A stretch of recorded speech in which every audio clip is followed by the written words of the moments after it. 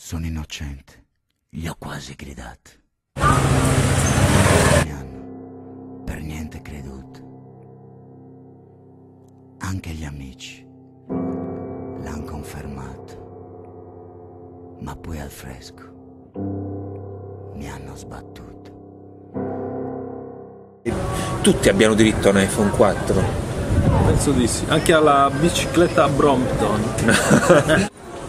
Se lendo il giornale, il giudice ha detto: c'è un grave reato, col tuo coltello potevi far male. In giro papponi, assassini e briganti, la legge non cambia, è uguale per tutti. Ma se in paradiso tu conti dei santi, mai finirai fra i farabutti.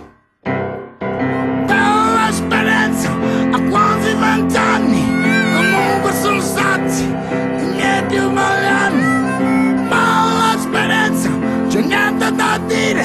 Sognavo la notte, ho amato di uscire.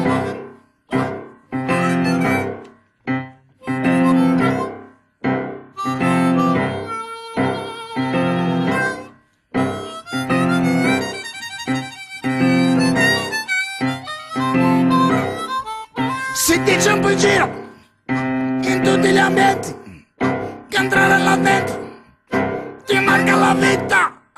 Io penso davvero, la dico tra i denti, il carcere è duro, non è una partita. Bella esperienza, quasi 20 anni, comunque sono stati i miei più belli anni. Bella esperienza, c'è niente da dire. Sognavo la notte, un momento di uscire.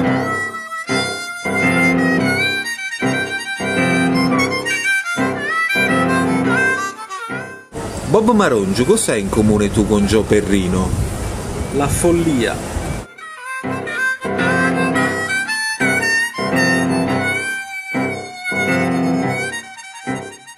Secondo te Joe Perrino e Bob Marongio hanno qualcosa in comune?